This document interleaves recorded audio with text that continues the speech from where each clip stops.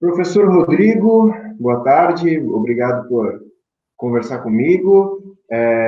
Como eu já conversei anteriormente com o senhor, nós estamos fazendo esse trabalho que é de fazer um grande mapeamento das mais diferentes áreas do conhecimento, dos mais diferentes diversos departamentos, centros de educação da UFSM, da multiplicidade de conhecimentos da UFSM.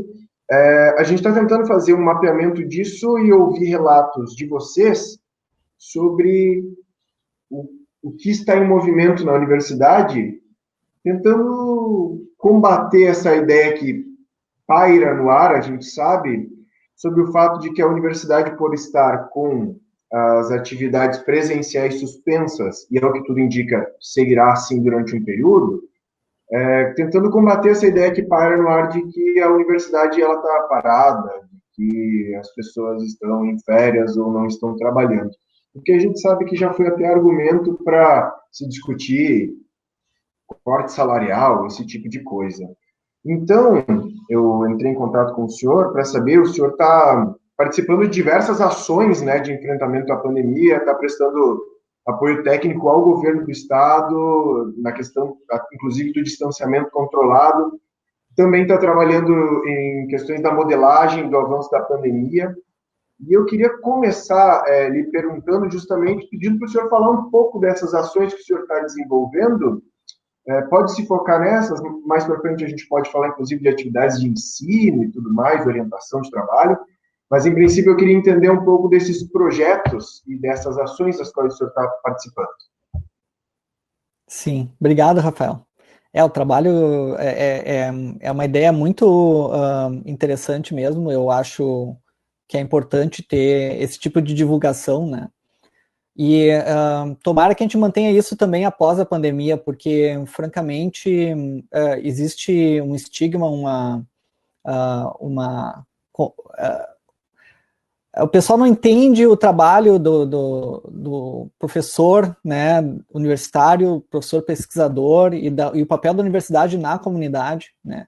E eu divido um pouco essa culpa também. Eu acho que a gente não fez um trabalho muito bom de divulgação. Nós, cientistas e pesquisadores e professores, às vezes esquecemos como é importante educar, né, o povo, educar a comunidade para que entenda, né, do papel tão importante que tem a universidade, né?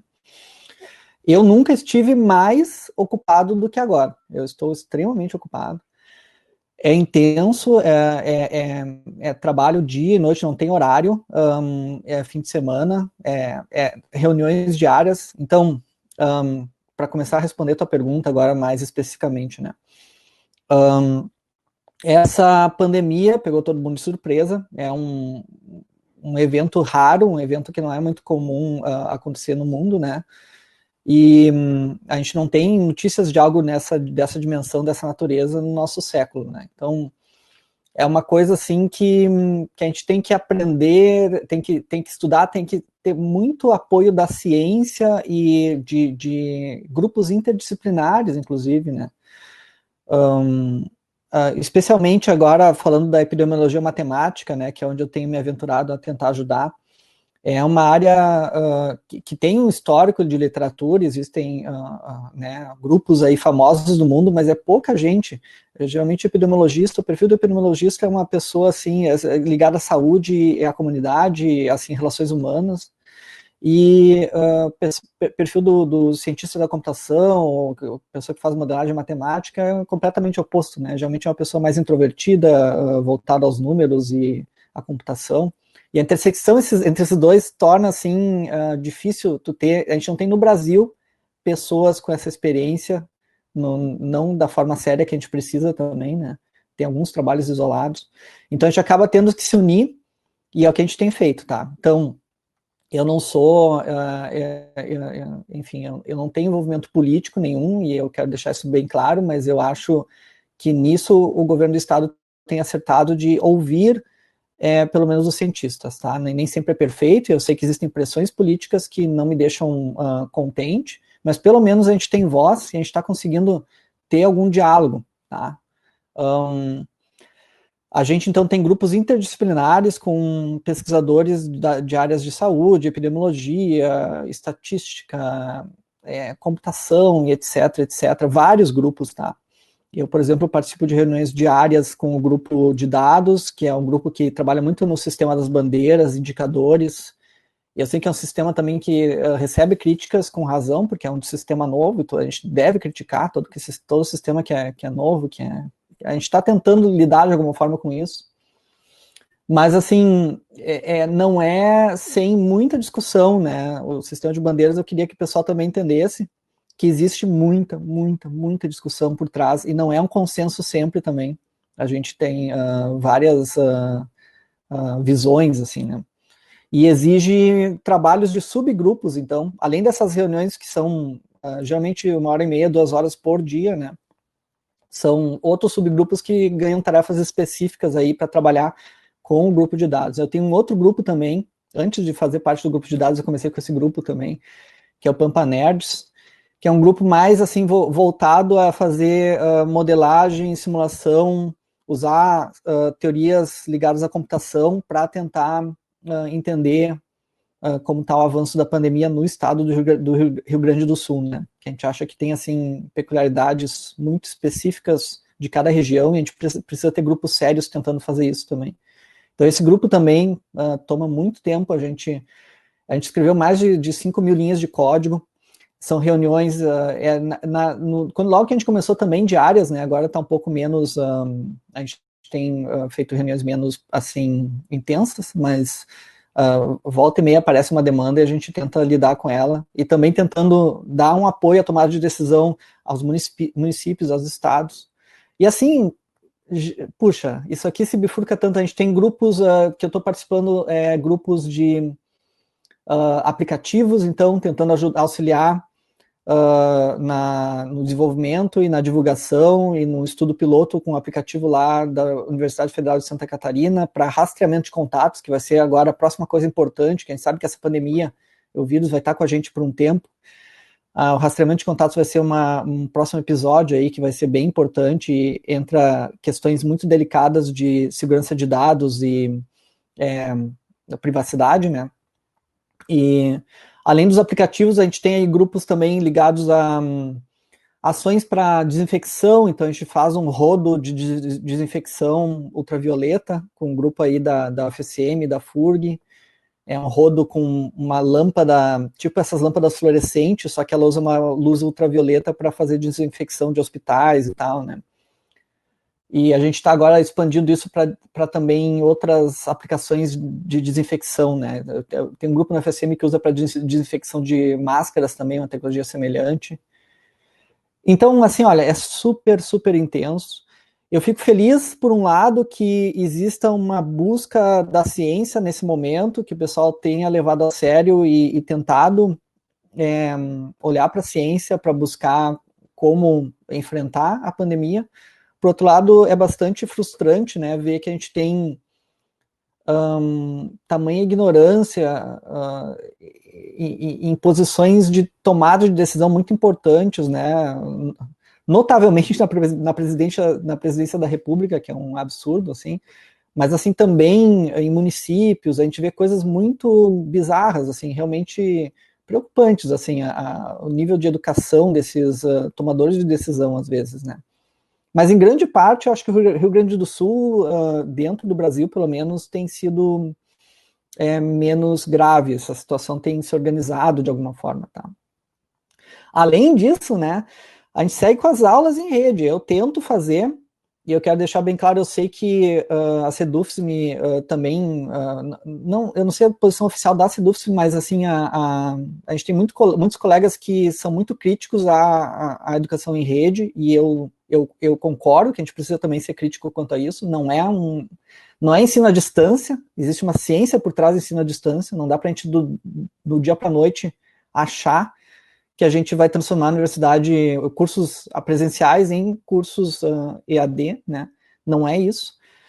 Mas eu entendo também que a gente precisa se conscientizar que isso veio para ficar por um bom tempo, tá? E eu me preocupo com os nossos alunos e com a comunidade também, por isso eu aderi ao Rede. Então, eu não acho que a qualidade se mantém, eu faço os questionários com meus alunos, eu converso com eles também, tento ter um feedback, eu acho que a gente perde bastante, mas ao mesmo tempo eu não acho que dá para ficar sem fazer nada, sem ter um contato, e basta assim a gente pensar na nossa época de estudante, né, como marcou, é um momento, é uma coisa assim, de interpessoal, relacionamentos, é um momento muito importante da vida do estudante, que a gente não pode deixar desamparado. Se já antes da pandemia a gente já tinha situações assim de depressão, situações de dificuldade que a gente via que os estudantes enfrentavam já, que dirá com uma pandemia, né? Então, a gente, para prestar um suporte, ter a universidade perto do aluno, eu acho que é importante. Então, eu tenho 2 cursos de graduação que eu sigo via rede, eles demandam muito mais tempo. Cada aula, a aula eu tento dar metade do tempo, porque eu acho que não dá para dar uma aula com, tipo, uma aula de 2 horas na frente do computador é impossível, a gente causa uma fadiga, né, de estar na frente do computador, fora as distrações de estar em casa, né.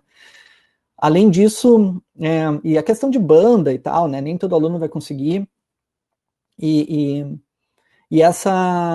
além disso, a gente precisa de mais tempo, porque eu tenho que gravar o vídeo, eu tenho que editar o vídeo. Para editar o vídeo, eu tenho que, no mínimo, assistir mais uma vez, eu tenho que fazer alguns cortes, por pequenos que sejam, se eu tive uma aula de 1 hora na frente da câmera, mais 2 horas depois editando o vídeo, fora o preparo da aula antes, né? E isso que eu faço o mínimo, né? Que geralmente a gente prefere fazer mais do que o mínimo, preparar exercícios e trabalhos tudo isso precisa ser pensado de uma forma original, diferente, que a gente não vinha fazendo antes, né? Então, demanda muito. Tem uma disciplina de pós que a gente segue fazendo também, em uma parceria com a FURG e com a UTEC. Então, o curso de pós segue agora totalmente à distância. Tem alunos aí uruguaios e brasileiros. E é também outro desafio, né? A gente aí prepara material, enfim, tem que estar. A gente inventa cada coisa, né? Desde trabalho em grupo, que nem essa sala que a gente conversa aqui usando a ferramenta de videoconferência, a gente faz salas para grupos e daí visita as salas para ver o que os grupos estão fazendo. Trazer palestrantes convidados, às vezes eu convido ex-alunos que estão aí fazendo hoje talvez o doutorado ou trabalhando, né, que tem um conhecimento do tema para fazer uma palestra para os alunos. A gente tenta, né, ser criativo e ver o que a videoconferência, né, traz. É um dos aspectos, né, não é o único, mas a videoconferência é muito presente nesse momento, né? O que ela pode trazer de benefício, né? A gente também vai notando o que a gente não consegue fazer, né, em meio a isso tudo. Mas então, de uma certa forma, né, eu me sinto mais ocupado. E tu falou, que a gente não está em férias, né? Olha o absurdo, eu estou em férias, na verdade. Eu estou agora em férias. O que aconteceu? Eu tinha uma conferência, todo ano eu ia para essa conferência, e talvez o pessoal lembre, é até difícil acompanhar tanto absurdo, né? A gente teve uma decisão completamente sem explicação do governo, do Ministério da Educação, né? De que os professores não poderiam mais ir mais do que um professor, ou mais do que 2 professores, uma quantidade ali, eu não lembro agora quanto que era, quantos professores para conferências internacionais, né? Então eu tirei férias para ir com meu dinheiro, usando meus dias de férias para a conferência que eu ia com os meus pares, fazer as trocas que eu sempre fazia, né? Enfim, é um momento importante, e é assim que abri portas. Hoje, vários alunos que eu tenho,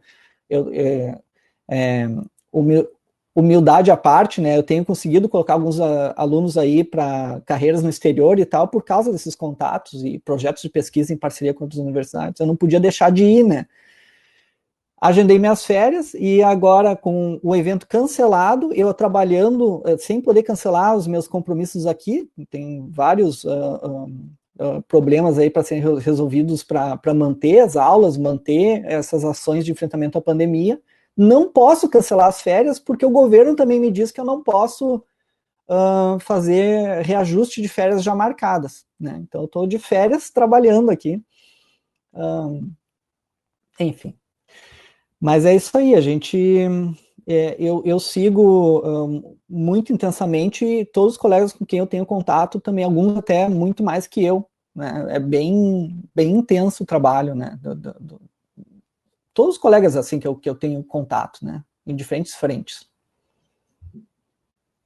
Professor, eu acho que eu tenho feito muitas entrevistas para esse vídeo que a gente está construindo, e é interessante que a questão da pandemia ela tem várias dimensões, e aí diferentes áreas estão trabalhando com diferentes dimensões, mas eu queria que o senhor falasse um pouco sobre, no seu caso, está sendo posto a serviço da sociedade, né, através do seu trabalho,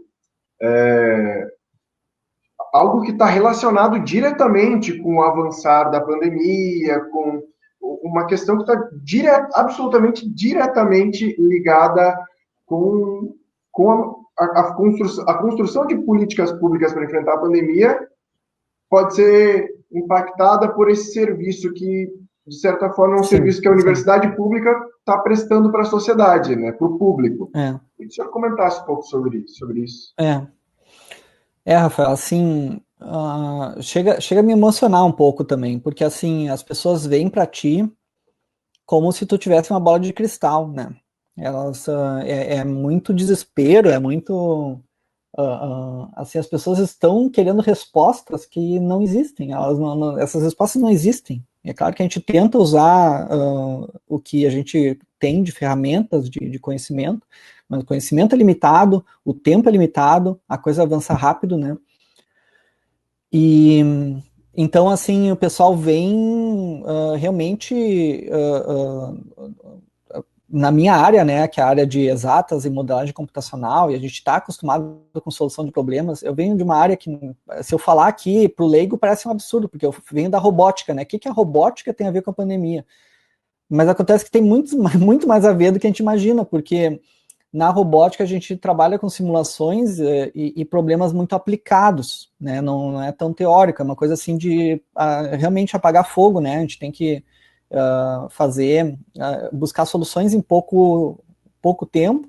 Ainda mais eu tenho também grupos de competição de robótica, então às vezes tu tem assim que resolver numa tarde, então essa coisa de fazer código sob pressão e tentar resolver problemas faz parte, e os modelos matemáticos, né, que modelam a pandemia, enfim, por algum acaso, são muito semelhantes, né, são modelos de equações diferenciais, são muito semelhantes a modelos que a gente usa na robótica também, para controle de robôs, etc.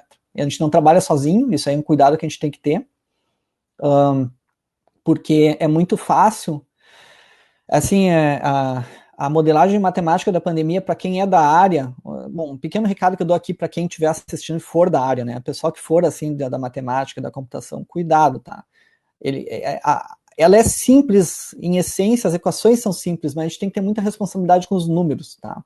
Teve um caso aí de um estudo de Singapura, de um professor aí que, em Singapura, é um pesquisador de renome, mas ele não tem experiência nenhuma na área de epidemiologia, e sozinho ele pegou dados aí que tu baixa, né, tu consegue pelo site da OMS, por exemplo, dados do mundo inteiro, do ponto de vista de alguém de Singapura, que não entende sobre subnotificação, sobre toda a questão da testagem em cada país, ou que tipo de teste eles estão usando, e etc., e só pega aquele dado, né, e roda o que a gente chama de uma regressão, que a regressão é uma coisa que tu faz, é assim, tu tem uma fórmula e tu tenta achar os parâmetros que mais explicam aqueles dados, né, e deixa umas variáveis livres, né, as variáveis livres são os que a regressão tenta encontrar qual é a melhor valor para aquela variável. Ele fez uma regressão de uma das variáveis livres para o Brasil, era a população. Então ele tinha uma população que na regressão dele era de 510 mil suscetíveis no Brasil. Ora, o Brasil com mais de 200 milhões de habitantes, né? E ele fez uma regressão como se o Brasil inteiro tivesse pouco mais de 500 mil suscetíveis, o que causou que a previsão de fim da pandemia no sistema dele era super otimista, né? E acabou sendo usada por vários aí, a gente via vídeos do Osmar Terra e outros, né? Divulgando aquilo que e realmente era um dado de uma universidade de renome, de um professor de renome, mas qual foi o erro dele? Onde é que ele errou? Isso é que eu dou o recado para os colegas da área, né? busquem os pares, não tomem atalhos. A gente precisa sempre, e agora assim para qualquer área, a gente precisa sempre fazer né, aquilo que a ciência ensinou ao longo dos anos, né, fazer revisão, buscar opinião de pares, certo? Busca alguém que conhece do assunto para ler teu trabalho, no mínimo, umas 2, 3 pessoas leiam um relatório que seja, eu sei que tem pressão e tem pressa agora, mas a gente só faz um desserviço, porque a gente tem muita gente usando erros, usando estudos mal feitos como pretexto para dizer que qualquer opinião vale a mesma coisa e que a ciência não vale nada, tá? Então tem que ter muito cuidado com isso. É claro que a gente sabe, nós que somos pesquisadores sabemos que é assim, a gente tem deslizes e a ciência funciona assim, que bom que é assim, porque se a gente tivesse uma ideia já antes de fazer a pesquisa do qual é o resultado que a gente quer, não precisava fazer pesquisa. A ciência funciona se corrigindo, né? Mas enfim, eu estou fugindo um pouco da tua pergunta, mas a minha impressão é essa, que assim, pelo menos na minha área, a gente acaba sendo, o pessoal vem nos procurar às vezes de uma forma ingênua até, dá uma pena, porque o pessoal acha que a gente vai ter uma resposta para as coisas e não tem essa resposta, a gente não consegue ter essa resposta, né? E não é questão de talento, a gente tem ferramentas e tem conhecimento e a matemática por trás dos modelos e tal não é tão complicada, mas a gente não tem os dados e tem muitas incertezas e coisas que dependem realmente de políticas, né? Então, é frustrante nesse sentido. A gente quer ajudar e quer responder, mas a gente não consegue, né? A gente não consegue na medida que seria aceitável ou desejável, né? Professor, já me encaminhando para o fim, tem uma questão que já está implícita nas suas respostas anteriores, mas que eu também tenho insistido em perguntar para todos os docentes que eu entrevisto, que é sobre essa dimensão, já que a gente está falando sobre trabalho no período de isolamento e com as atividades presenciais suspensas, e que isso pode criar uma ideia de não trabalho para algumas pessoas, eu tenho ouvido os relatos do que a gente já lê por aí sobre sobrecarga pelo fato da confusão entre o ambiente doméstico com o trabalho e eu queria ouvir um pouco da sua opinião. No seu caso, isso já está implícito inclusive explícito nas suas respostas anteriores, mas eu queria ouvir um pouco sobre essa sobrecarga, sobre misturar a vida doméstica com o trabalho. Eu tenho ouvido muitos relatos de que não tem mais hora, por exemplo. Eu não tenho filhos, tá? Eu moro em casa com a minha esposa. E eu sou diabético tipo 1, insulino dependente, que me coloca como uma pessoa do grupo de risco, né? Então, provavelmente, num retorno, mesmo que moderado, eu ainda estaria.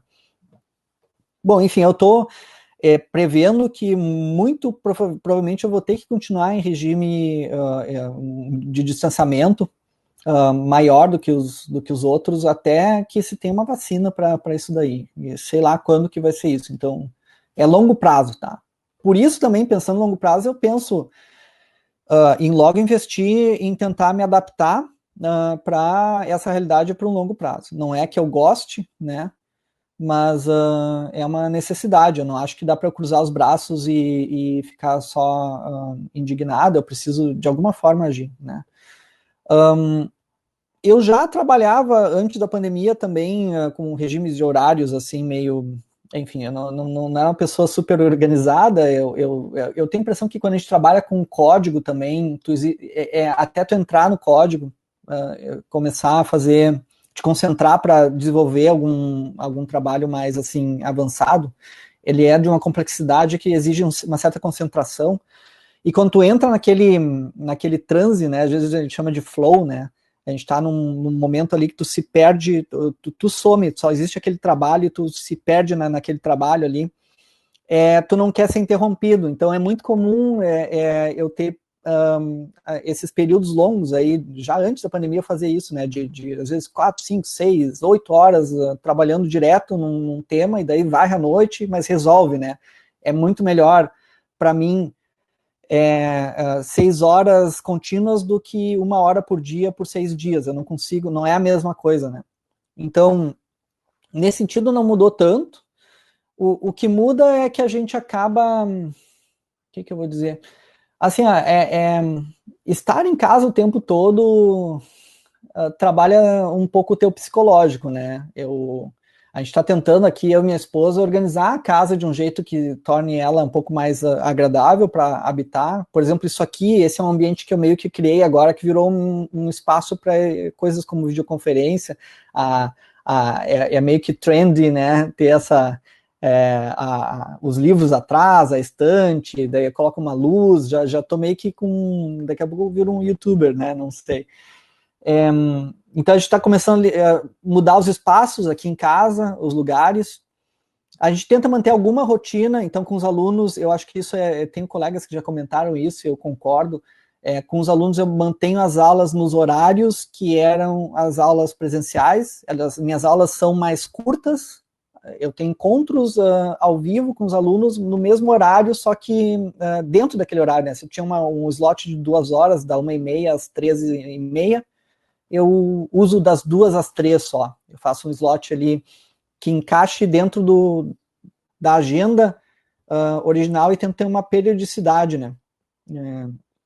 Para tentar manter um pouco a sanidade também, né? E eu só posso imaginar como é difícil quem tem criança em casa também, né? Exercício é importante, eu sou diabético, então eu preciso fazer exercício, é uma coisa assim que é para o controle do meu açúcar também, é uma coisa que eu preciso fazer. E o que a gente faz a gente tem uma academia em Camobi, que eles têm uma pista, e eu gosto de correr, então a gente pede para eles reservarem a pista para nós. Então a gente reserva a pista, como eu e minha esposa, nós coabitamos entre nós, a gente está sempre em contato, mas a gente precisa ter um cuidado para não trazer o vírus de fora, né? Então, eu reservo a pista por 2 horas, aí eu chego lá uma meia hora depois do horário que eu reservei para dar um tempo, e daí faço a minha corrida e depois volto para casa. Então, a única coisa que eu faço fora de casa, nesses últimos, quanto tempo faz agora? 3 meses, algo assim, a gente só sai para ir para essa pista em torno de 2 vezes por semana. E exercícios, assim, esse professor também está fazendo agora, começou semana passada, por videoconferência, né? Então a gente faz algum exercício na frente da câmera, assim, por videoconferência. E é isso, é muito Netflix também, entretenimento, leituras. Mas assim, olha, como eu sinto falta de viajar, de encontrar pessoas, o ser humano é um ser social, né? A gente não foi feito para isso, para viver em isolamento, né? Então é importante a gente ter alguma medida de contato social aí dentro do possível. Professor, para encerrar, tem uma inquietação que é o que vai nos levar a produzir esses vídeos, que é essa inquietação que eu já mencionei várias vezes aqui, sobre a ideia que pode pairar no ar de que a universidade está em férias, está parada. E então, isso é o que vai nos motivar lá no início a pensar nesse vídeo, nessa série de entrevistas que a gente está fazendo. E então, para encerrar, eu tenho repetido a mesma pergunta para todos os docentes que eu tenho entrevistado. Então, é o seguinte, o que o senhor diria para alguém que tem isso em mente, que tem essa ideia em mente, tem a ideia de que a universidade defende o isolamento porque está todo mundo em casa tranquilo, com o salário garantido, sem precisar trabalhar, a universidade está de férias. O que o senhor, baseado na rotina que o senhor sabe melhor do que ninguém, que o senhor tem, o que o senhor diria para essa pessoa? Primeiro, tá bom, para vocês, né, que pensam aí, talvez a universidade esteja de férias, ou, né, que está parada, né, primeiro, vou com muito respeito dizer que tentem buscar informação sobre qualquer preconceito, qualquer conceito que vocês tenham, né? Busquem informações, tá? As ações de pesquisa no Brasil são realizadas pelas universidades, tá? Quem é o cientista? Quem é o cientista? Vocês já se perguntaram quem é o cientista, né? Essa é uma coisa que a gente... cabe uma reflexão, né? A gente imagina aquela pessoa de jaleco, a gente vê filme de ficção. Ouçam os cientistas, geralmente uma tragédia começa o pessoal ouvindo cientistas, né? No filme de ficção, de terror e tal. Quem é esse cientista? É o bolsista da CAPES, é o aluno de mestrado, é o aluno de C, tá? É o professor pesquisador que está coordenando essas equipes, certo? Quando vocês estão vindo de alguma vacina, estão vindo de alguma ação de fabricação de máscaras, teste para ver a eficácia das máscaras, luzes ultravioleta, que eu falei que a gente tem ações aqui de luzes ultravioleta, aplicativo para rastreamento de contatos, modelagem da epidemia, tudo isso é feito por quem? Né?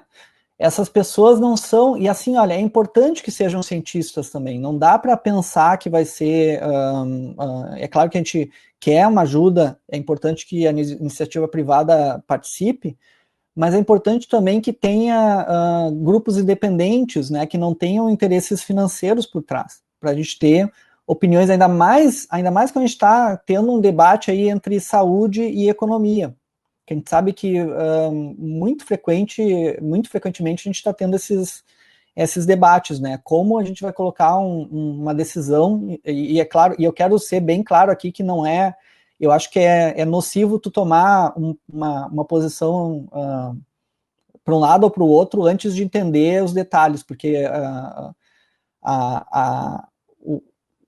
o impacto econômico também é muito grave, tá? Então, tudo isso tem que ser levado em consideração, né?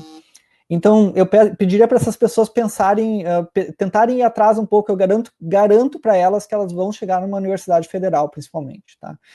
As universidades federais são a principal, praticamente é onde acontece, né, o avanço da ciência no Brasil, e não é dizer, vamos externalizar o problema, a gente tem problemas locais, a gente precisa de gente aqui, pensando como resolver o problema aqui, né. Então a gente tem gente aí olhando, por exemplo, como a gente pode detectar nível de vírus no esgoto. Como é que tu vai fazer isso? Tem que entender como é que funciona o esgoto no Brasil, certo?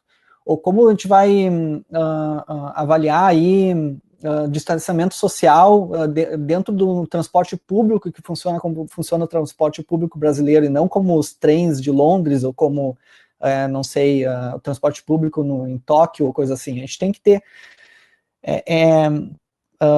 cientistas, pessoas, né, que são pesquisadores, que são pessoas, e formação também de jovens cientistas que possam trazer conhecimento aplicado à nossa região, aplicado aos problemas locais, tá? Então, nesse momento, essas são as pessoas que a gente busca, e por isso são as pessoas que mais estão ocupadas, né? Tá? Eu entendo a crítica, eu acho que é importante criticar, é o momento que todo mundo está fazendo sacrifício, certo? Então eu entendo do sacrifício também, né? Mas eu acho que é importante também entender que não é uma brincadeira, assim, né? A gente tá levando isso tudo muito a sério. Eu, particularmente, não tô nem pelo salário mais, assim, Rafael, para ser bem franco, eu tô preocupado com a minha saúde, dos meus amigos, da minha família e das pessoas à minha volta. Então, não é questão nem de ser funcionário público, de estar ganhando meu salário para isso, não, eu tô muito engajado, quase um chamado a devolver para a sociedade, e eu me sinto nesse compromisso também de devolver para a sociedade. Eu tenho um salário pago pelos impostos, né? E isso me traz assim um compromisso maior com o bem-estar público, né? Que eu sou um funcionário público e eu sou pago pelo o imposto suado de tanta gente tendo falências, né? Então eu queria que as pessoas em casa entendessem isso também, que a gente não é completamente ignorante quanto a isso, né? Não. E eu entendo também o motivo deles, porque a gente vê na política pessoas assim, abusos, né, esquemas e etc. Então a gente acha que é tudo a mesma coisa, mas não é, não é. Professor, da minha parte era isso. Eu agradeço demais a sua disponibilidade em conversar conosco e parabéns pelo trabalho todo que está sendo desempenhado. Obrigado, Rafael. Muita saúde aí para ti, para tua família e para todo mundo que nos assistir aí. Espero que aproveite aí algum trecho dessa entrevista o melhor aí, para uma melhor noção do que faz o professor universitário e a universidade na sociedade, na comunidade. Tá certo, professor. Muito obrigado.